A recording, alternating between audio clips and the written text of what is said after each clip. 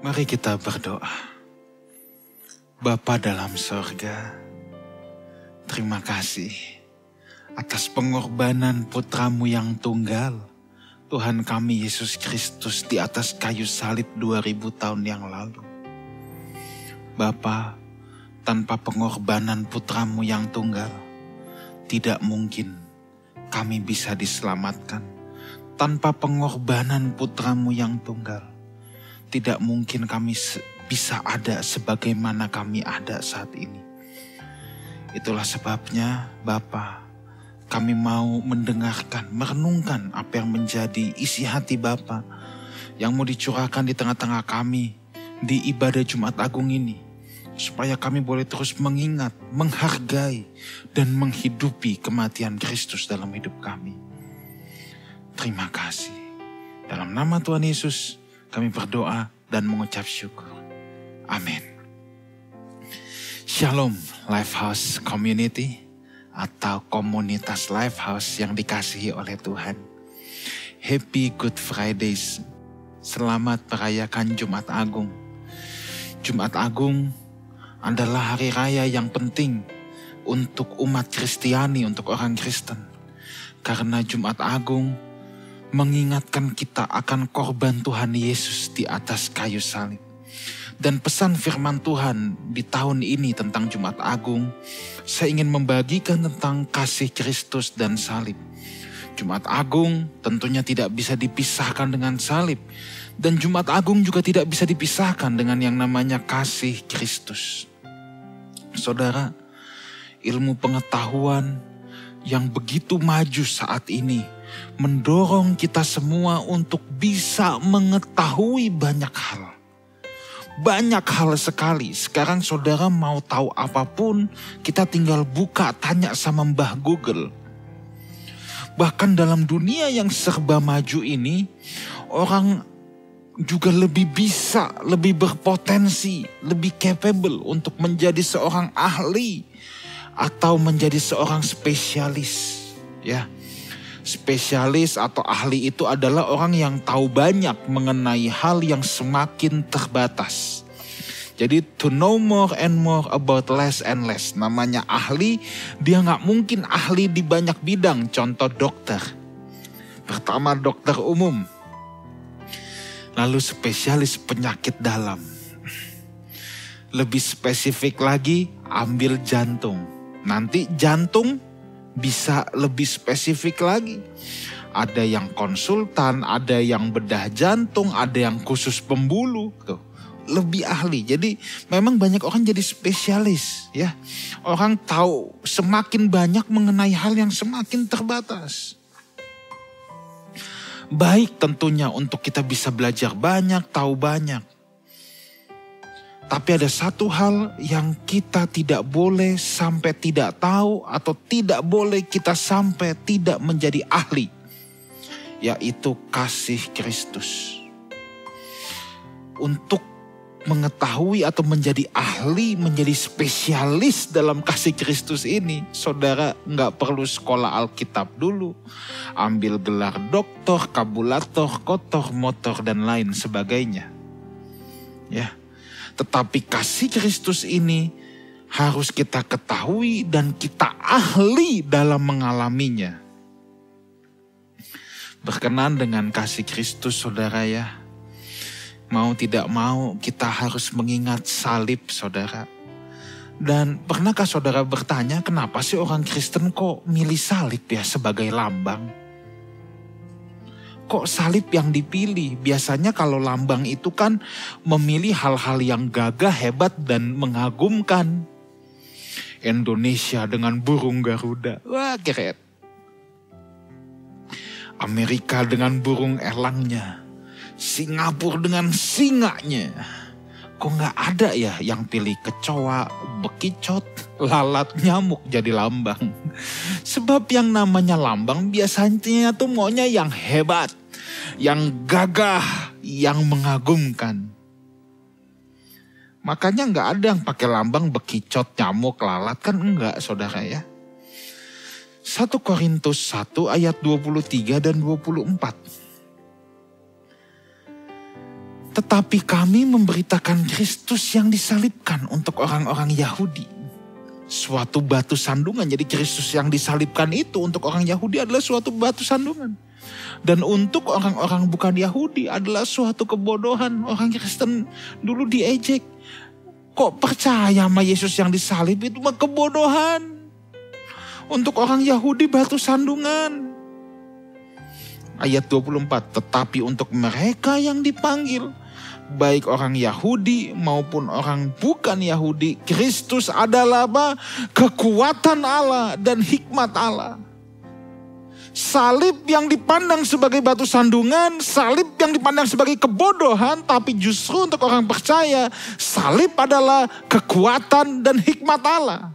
Jadi saudaraku, apa yang mau kita gambarkan di sini? Apa sih yang mau digambarkan di sini tentang salib? Billy Graham berkata ada dua hal tentang salib. Ini keren banget. Yang pertama, Billy Graham bilang gini. Salib mengingatkan kita bahwa kita adalah orang-orang berdosa dan seharusnya kita yang digantung di sana dan dibinasakan oleh Allah. Yes. Tepat sekali. Salib mengingatkan bahwa kita lah yang harusnya di sana. Kita lah orang-orang berdosa yang harusnya di sana. Tetapi Kristus menggantikan tempat kita. Mungkin kita bisa terlihat baik di depan semua orang, saudara. Tetapi sejatinya di hadapan Allah kita nol. Tetapi Kristus menggantikan tempat kita di sana. Tidak ada orang yang cukup baik. Mau sebaik apapun dia pasti pernah melakukan kesalahan. Dan Allah dalam keadilannya setiap kesalahan harus dihukum. Harusnya kita yang digantung di atas kayu salib itu. Tetapi Kristus yang menggantikan. Jadi salib mengingatkan kita orang-orang berdosa. Itu sebabnya jangan sombong. Kalau kita sudah dimenangkan, kita diubahkan. Sekarang kalau kita melihat orang-orang berdosa yang lain, jangan kita jadi merasa sok suci dan berpikir, najis. Loh. Kita dulu juga begitu. Justru kita harus punya belas kasihan. Sebab Kristus mati untuk semua orang. Justru kita harus punya belas kasihan. Jangan merasa diri paling suci, paling benar. Menganggap orang lain lebih rendah, lebih najis, lebih kotor. Justru kita melihat orang-orang yang belum diselamatkan, orang Kristen yang masih kanak-kanak. Kita harus penuh belas kasihan, saudara ya. Yang kedua, salib mengingatkan kita akan kasih Kristus.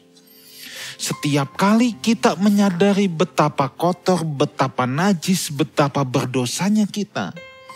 Seakan kita mendengar Tuhan berkata, kalau kita lihat salib. Kita menyadari kita berdosa, kita najis, kita kotor. Tapi kita memandang salib. Seakan kita mendengar suara Tuhan berkata dari surga. Benar engkau berdosa. Benar engkau tidak layak. Tetapi aku mengasihimu, kata Tuhan. Salib seumpama seruan dari surga yang berkata, God loves you. Tuhan mengasihimu. Apapun keadaan saudara, Tuhan mengasihimu. Saudara mungkin berkata sama saya, pastor, saya bukan orang yang sekolah Alkitab. Saya gak tahu banyak. Saya bukan orang kaya, saya gak punya banyak uang. Atau mungkin saudara bilang, pastor, saya sedang sakit keras. Saya tidak punya siapa-siapa, saya ditinggalkan oleh saudara saya ditinggalkan oleh pasangan hidup saya dan lain sebagainya. Saudara, hanya ada satu hal yang saya mau katakan buat saudara yang saudara perlu tahu bahwa Kristus mencintaimu. Dia mati di atas kayu salib untuk saudara dan saya. Kristus mencintaimu. Anda boleh berkata apapun tentang kondisimu yang tidak enak saat ini. Saya ingin katakan, it's okay. Yang penting saudara tahu, Kristus mencintaimu. Itulah sebabnya inilah yang Paulus katakan dalam Efesus 3 ayat 18 sampai 19 yang kita harus ketahui. Efesus 3 ayat 18 sampai 19 ini ayat-ayat yang luar biasa saudara ya. Aku berdoa supaya kamu bersama-sama dengan segala orang kudus dapat memahami betapa lebarnya dan panjangnya dan tingginya dan dalamnya kasih Kristus. Dan dapat mengenal kasih itu sekalipun ia melampaui segala pengetahuan. Aku berdoa supaya kamu dipenuhi di dalam seluruh kepenuhan Allah. Ini yang harus kita ketahui. Cinta nggak ada artinya kalau cuma di perkataan. Cinta adalah bahan bakar terbaik untuk perubahan hidup. Orang jatuh cinta pasti berubah. Nggak usah jauh-jauh ngelihat anak saudara ya. Biarpun dia nggak cerita sama anak, misalnya saudara punya anak remaja, dia nggak cerita sama saudara sekalipun. Tapi kalau dia jatuh cinta, kita tahu dari mana. Ada yang berubah dari gerak-gerik hidupnya. Ada yang berubah dari hidupnya. Orang yang jatuh cinta pasti berubah. Pasti, gak bisa enggak. Sebab cinta adalah bahan bakar terbaik dari perubahan hidup. Itu sebabnya bahwa dari tadi saya menekankan, kita memandang salib seumpama seruan sorga berkata, I love you. God loves you. Kristus mencintaimu. Kenapa? Kalau cinta itu sudah kita rasakan sendiri saudara, baru kita tahu betapa cinta itu bisa membakar. Kalau cinta itu belum kita rasakan, itu tidak akan bisa membakar. Itulah sebabnya kenyataan bahwa Kristus mengasihi kita, itu harus membakar kita. Itu yang menjadi bahan bakar perubahan hidup kita. Kita tidak akan mau menyakiti pribadi yang kita cintai. Kalau dulu kita lagi zaman muda, pendekatan, lagi senang sama seseorang, kita nggak mungkin sengaja melukai dia. Kita mau lakukan apapun yang menyenangkan hatinya, ya kan? Mau capek, mau buat kita repot. Orang sekarang bilang rempong. Tetap kita lakukan. Kenapa? Untuk menyenangkan orang yang kita cintai. Gak mungkin kita lagi suka-sukanya sama seseorang, terus kita sengaja kita bikin hal yang dia paling gak suka. Udah tahu misalnya dia paling gak tahan sama bau durian, sengaja gua datang bawa durian. Ya itu sih minta ditimpuk sendal namanya. Enggak, kalau orang jatuh cinta itu pasti berubah. Persoalannya kalau kita mau bilang Tuhan aku mau berubah, dan saudara belum mengalami kasih Kristus, saudara hanya mau berubah dengan kekuatan saudara sendiri, saudara pasti gagal dan frustasi. Aku mau berubah. Aku mau stop berzina, aku mau stop berjudi, aku mau stop ini, aku mau stop itu. Tapi saudara tidak merasakan kasih Kristus dalam hidupmu, saudara, it will end up with frustration.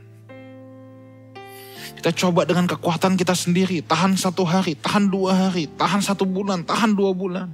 Jatuh lagi, kenapa? Kasih Kristus belum membakar. Tapi kalau saudara menyadari Kristus sangat mengasihi saudara, dan itu menjadi bahan bakar utama, aku tidak mau melakukan ini, sebab aku mengasihi dia juga, aku mencintai dia juga, aku jatuh cinta sama Tuhan. Perubahan itu baru bisa permanen. Nah, Paulus di sini berkata bahwa kasih Kristus itu punya 4 dimensi. Tadi kita baca di ayat yang ke-18. Aku berdoa supaya kamu bersama-sama dengan segala orang kudus dapat memahami betapa lebarnya dan panjangnya dan tingginya dan dalamnya kasih Kristus. Nah, kita akan bahas singkat. Kasih Kristus itu punya 4 dimensi. Yang pertama itu dimensi lebar. Kasih Kristus di atas kayu salib merangkul semua orang. Tangan yang dibentangkan itu merangkul seluruh dunia ini. Di segala tempat, di segala benua, di segala keadaan, tanpa terkecuali. Orang Kristen atau bukan orang Kristen, Kristus mencintaimu. Tangannya merangkul seluruh dunia ini. Itulah sebabnya dia dikatakan, lihat ia anak domba Allah yang menanggung dosa dunia ini. saudara tinggal di perumahan mewah atau kumuh, God loves you. Tuhan mencintaimu. Kita juga harus punya hati yang luas untuk mengasihi sesama kita, bukan hanya mengasihi orang yang sama dengan kita. Saya ulangi lagi, kasih Kristus itu punya dimensi yang lebar yang merangkul semua orang. Itulah sebabnya kita juga mau punya hati yang luas, yang mengasihi sesama manusia, bukan hanya orang yang sama dengan kita. Itulah sebabnya kekristenan tidak boleh rasialis. Kita tidak boleh, saya tidak mau ada Lifehouse family yang menjadi rasis, menjadi rasialis. Tuhan tidak membedakan warna kulit, suku bangsa, bentuk rambut, model muka, bentuk hidung, bentuk mata. Tuhan tidak membedakan. Dimensi lebar kasih Kristus merangkul semua, seluruh dunia ini dalam segala keadaan, dalam segala situasi. Jangan membeda-bedakan orang dari status sosial. Jangan membeda-bedakan orang dari berapa harta yang dia punya. Jangan memandang orang dari pencapaian-pencapaian hidupnya. Pandanglah orang seperti Kristus memandang. Ya.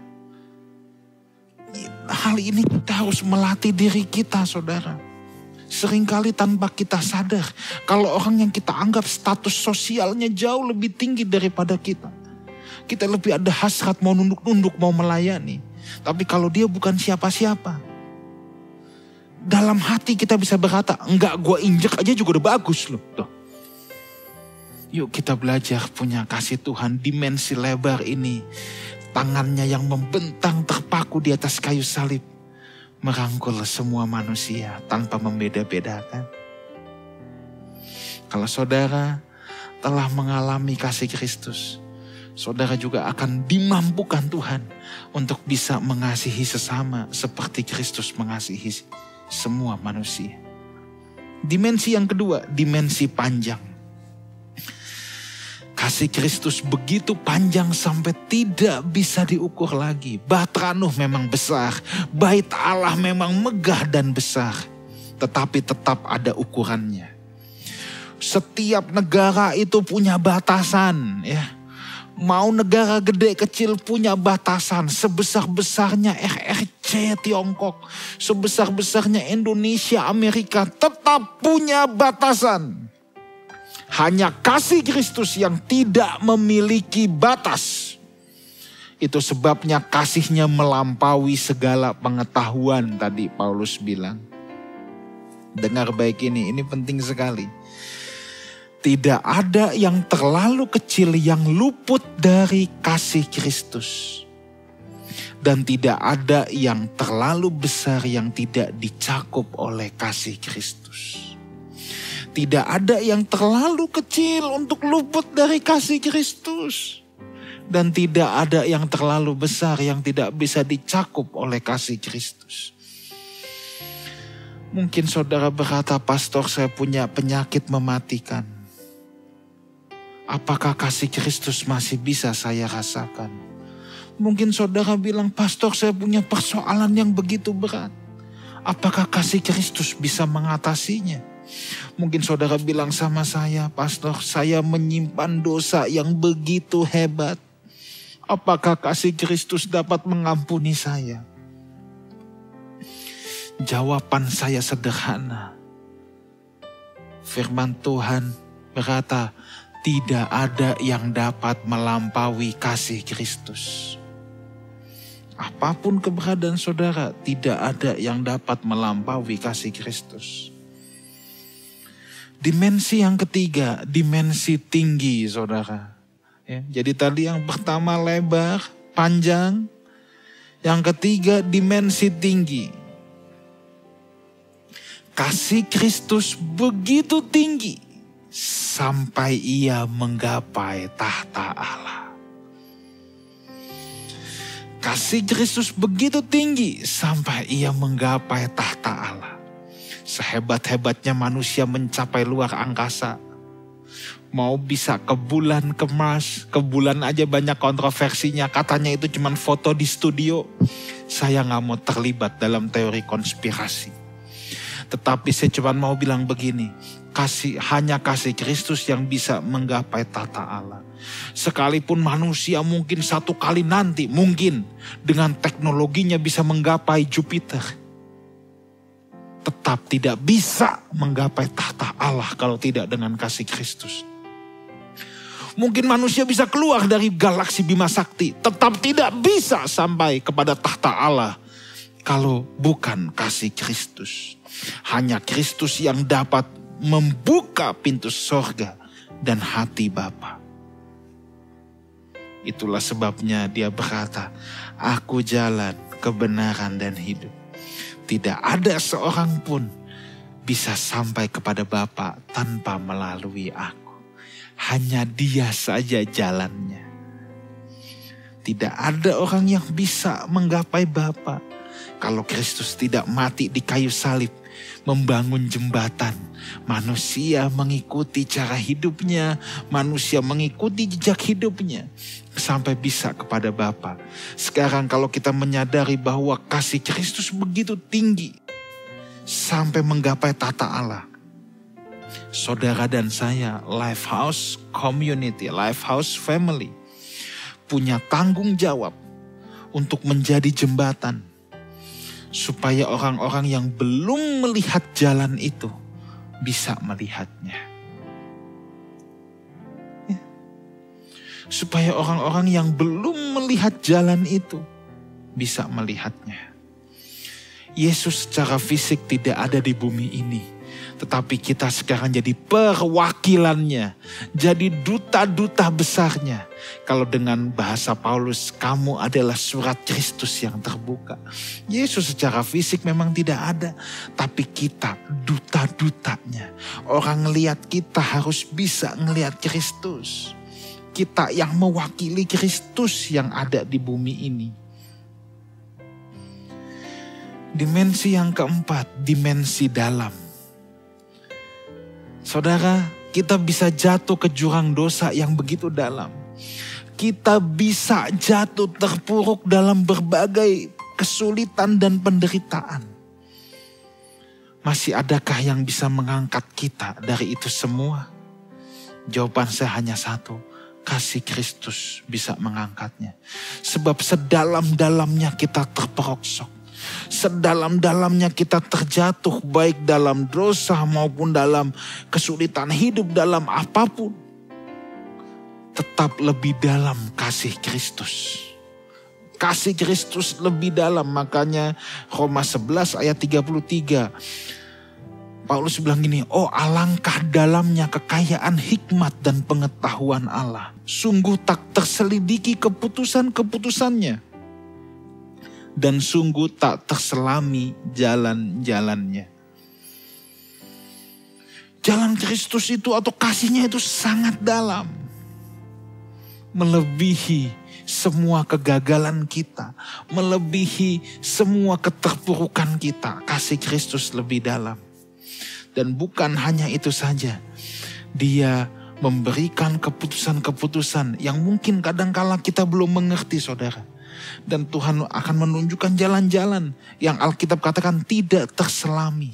Tapi itulah jalan yang ditempuh Kristus, yaitu jalan salib. Jalan Tuhan dalam kitab Yesaya dikatakan sebagai the highway, jalan yang tinggi. Yesaya 55 ayat 8 dan 9. Ini ayat yang terakhir yang kita akan lihat. Yesaya 55 ayat 8 dan 9. Sebab rancanganku bukanlah rancanganmu. Dan jalanmu bukanlah jalanku. Demikianlah firman Tuhan. Seperti tingginya langit dari bumi, demikianlah tingginya jalanku dari jalanmu. Dan rancanganku dari rancanganmu. Saudara, dalam aspek kasih Kristus yang dalam ini, Tuhan seringkali punya rancangan dan jalan-jalan yang tidak bisa kita selami. Jalan Tuhan terkadang tidak bisa kita selami dengan akal pemikiran kita. Tetapi satu hal, Tuhan membawa kita ke jalannya, jalan yang tinggi itu. Punya satu tujuan, supaya kita bisa memandang seperti Dia memandang. Jalan Tuhan itu highway, jalan yang tinggi. Dan Tuhan seringkali membawa kita ke jalan-jalannya yang kita tidak bisa mengerti. Jalannya tidak terselami, rencananya tidak terselami, kata Alkitab. Seperti tingginya langit dari bumi, demikian tingginya jalanku dari jalanmu. Dan Tuhan harus bawa kita ke jalannya Dia supaya kita bisa memandang seperti Dia memandang. Kalau saudara di lantai 1 sama saudara di lantai 50, ketika melihat ke bawah pasti beda pemandangannya. Cara kita memandang tuh beda. Ya, kalau kita ada di ketinggian lantai 1 sama lantai 50, cara kita memandang beda. Kalau di lantai 1 kita masih bisa membedakan mana yang mulus, mana yang geradakan. Mana mobil mahal, mana mobil murah, kita bisa membedakan. Tapi kalau sudah sampai di lantai 50, kita nggak bisa membedakan lagi. Pandangan kita akan beda. Kita nggak bisa membedakan mana mobil build up yang diimpor langsung, mana mobil yang buatan Indonesia, pabrik lokal. Ini perumpamaan, tetapi ini bisa mewakili bahwa cara kita memandang, Tuhan mau bawa kita ke jalannya Dia, supaya kita bisa melihat seperti Tuhan melihat.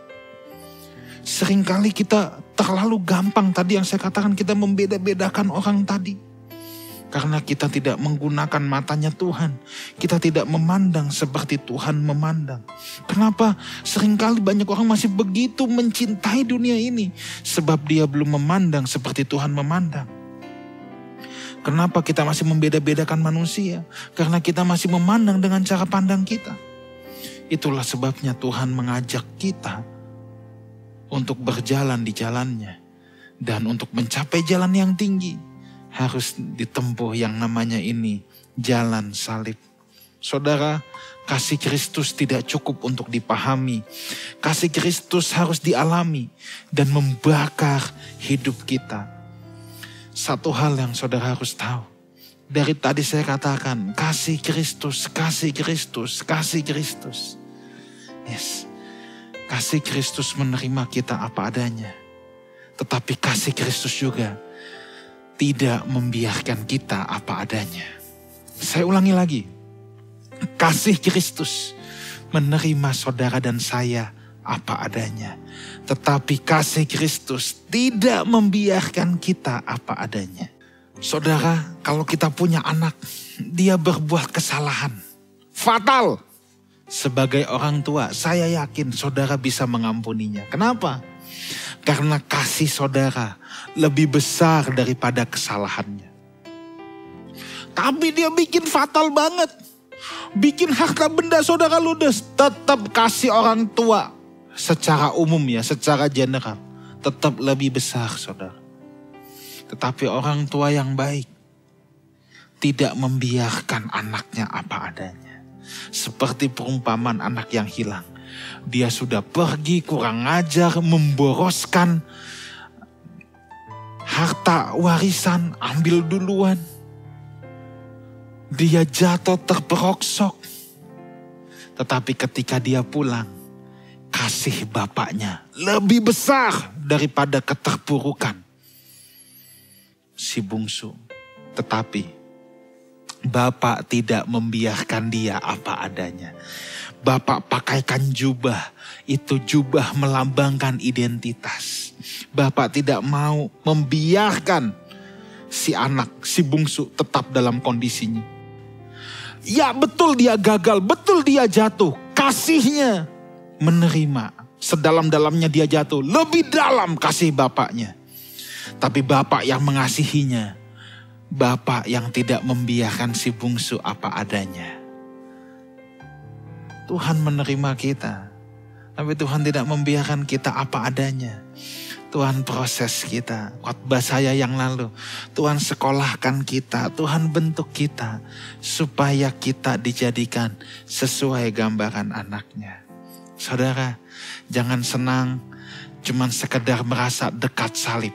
Pastor, saya kemana-mana pakai kalung salib. Saya dekat dengan salib. Kalung salib di sini. Kalau kurang saya tambah pakai anting salib. Kalau perlu nanti di kantong saya kasih juga gambar salib. Supaya saya merasa dekat salib. Saudara, dekat saja tidak akan berarti apa-apa. Dua penjahat di samping Tuhan Yesus, dua-duanya dekat. Tetapi hasilnya beda jauh. Hanya yang bisa menerima kasih itu, yang bisa memahami, mengenal, menerima, dan dibakar oleh cinta itu, yang bisa berubah hidupnya, yang bisa menerima anugerahnya.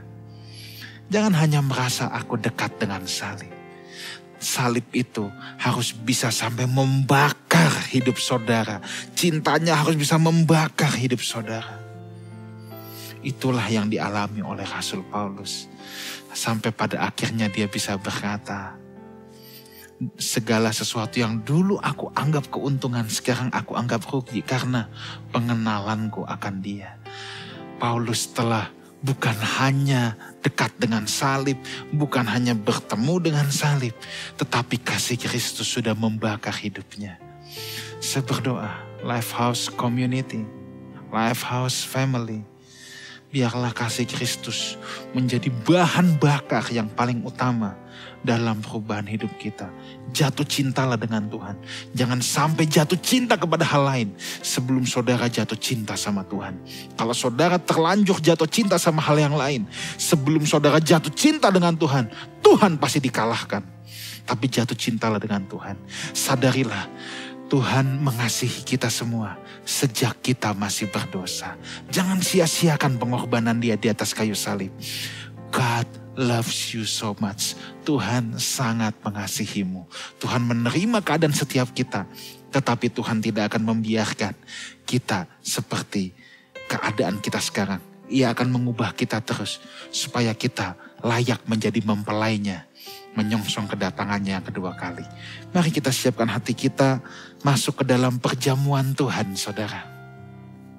Masuk ke dalam perjamuan suci ini. Kita tundukkan kepala, kita ambil waktu 1-2 menit ini, saudara. Kita renungkan bagaimana Kristus mati di atas kayu salib. Kasihnya yang begitu lebar, panjang, tinggi, dan dalam. Mungkin saudara pada saat ini berkata, Pastor, saya telah melukai hatinya. Apakah dia masih bisa mengampuni saya? Tidak ada hal yang terlalu besar yang sampai kasihnya tidak bisa merangkulnya. Mungkin saudara bilang sama saya, Pastor, saya kalau mau jujur saya sudah jauh dari Tuhan. Pandang salib. Salib merangkulmu, salib menarikmu kembali. Mungkin saudara bilang sama saya, hidup saya berat sekali, seakan tidak ada pengharapan lagi. Apakah kasih Kristus sanggup menolong saya? Saya mau katakan, tidak ada yang terlalu sulit untuk kasih Kristus. Untuk salib Kristus tidak ada yang terlalu sulit, saudaraku. Datang sama salibnya.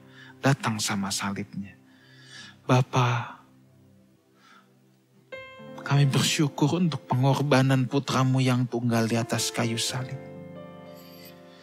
Sebelum kami merayakan, menikmati roti dan anggur yang adalah lambang dari tubuh dan darah Yesus Kristus Tuhan kami yang mulia, kami mau bereskan hidup kami. Kami mau memohon ampun, buang segala kenajisan. Buang hal-hal yang tidak layak di hadapan-Mu. Layakkan kami untuk menerima perjamuan ini. Bapa, satu komitmen kami. Kami tidak mau menyia-nyiakan pengorbanan putramu yang tunggal. Saudaraku, Mari kita bangkit berdiri dimanapun saudara berada. Angkat roti di tangan kanan saudara, roti atau biskuit, crackers yang saudara telah persiapkan. Angkat di tangan kanan saudara. Dengan iman bahwa ini adalah lambang dari tubuh Kristus. Dan demikian firman Tuhan. Sebab apa yang telah kuteruskan kepadamu, telah aku terima dari Tuhan. Yaitu bahwa Tuhan Yesus pada malam waktu ia diserahkan, ia mengambil roti dan sesudah itu ia mengucap syukur atasnya.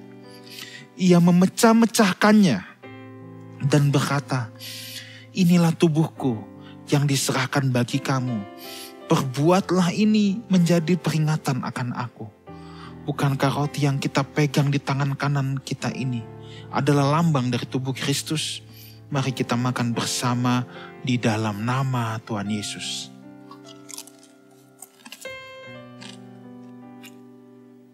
Saudaraku, kita angkat anggur atau Fanta atau teh yang telah dipersiapkan. Kita angkat di tangan kanan kita. Demikian juga ia mengambil cawan sesudah makan lalu berkata, cawan ini adalah perjanjian baru yang dimeteraikan oleh darahku. Perbuatlah ini setiap kali kamu meminumnya menjadi peringatan akan aku. Sebab setiap kali kamu makan roti ini dan minum cawan ini, kamu memberitakan kematian Tuhan sampai ia datang. Bukankah anggur yang kita pegang ini adalah lambang dari darah Tuhan Yesus Kristus? Mari kita minum dalam nama Tuhan Yesus.